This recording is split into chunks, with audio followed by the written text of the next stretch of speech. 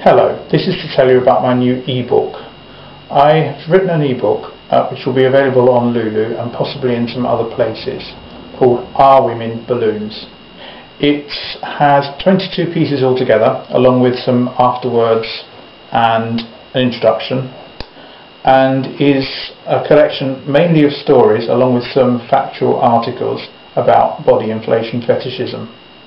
Over half of the material is new. Altogether 12 of the 22 pieces are new. Also the introduction and the rest is new as well. The other stuff can be found for free on my DeviantArt channel, which is 19thly, that's one word, .deviantart.com, and also on bodyinflation.org in the library section.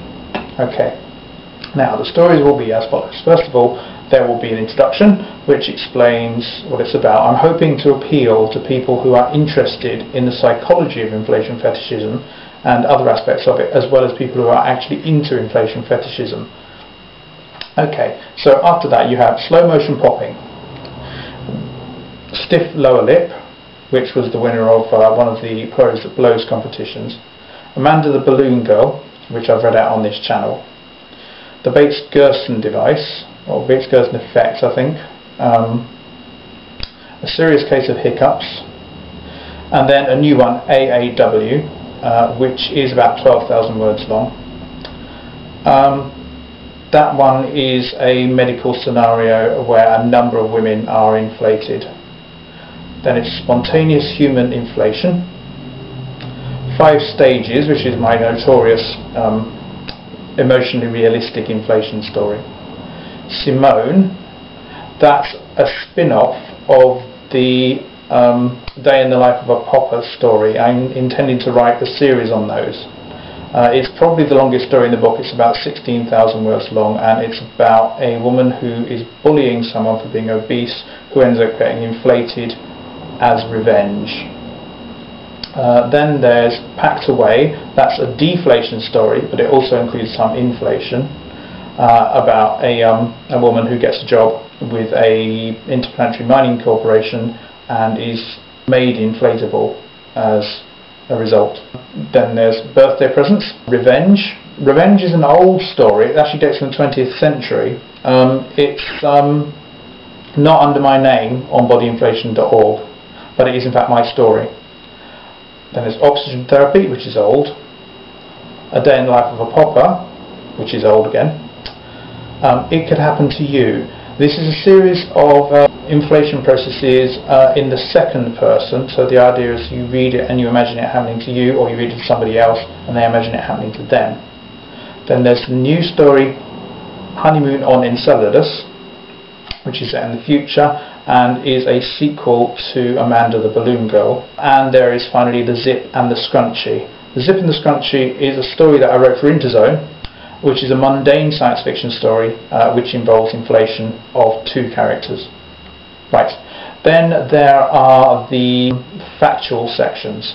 First of all, there are 3 scripts that you can read out for hypnosis. These are based on the scripts that I uploaded to SoundCloud, and they consist of a realistic inflation sequence, an unrealistic inflation sequence, that's where somebody blows up like a balloon, and a blue verification sequence. Then there's trying it for yourself. That's mainly a warning not to try it for yourself, but if you really do want to try it for yourself, it gives some advice as to how that might work. Then there's What Would Really Happen, which goes into the scientific analysis of the possibility of real inflation and what would actually happen to somebody's body if you did pump air into them until they burst. Then there are 2 more articles, one of which is called Are These Just Rape and Murder Fantasies? This is an analysis of the sexual politics of inflation fetishism, because it's frequent criticism of what we do that we're actually fantasizing about murdering women. It isn't that simple. It is a concern, but there's a lot more to it than that.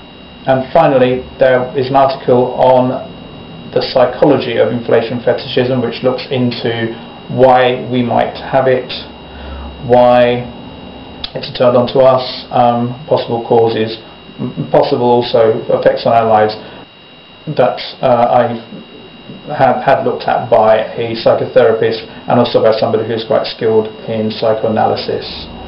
Now the whole lot of that as an ebook I'm aiming to cost about £3. It's about 120,000 words long, which makes it over half the length of 50 Shades of Grey, and obviously unlike 50 Shades of Grey it's completely original and I would hope somewhat more intellectual and highbrow. Okay, there will be more inflation videos on this channel, but I just thought I wanted to tell you about that. Okay, thanks, bye.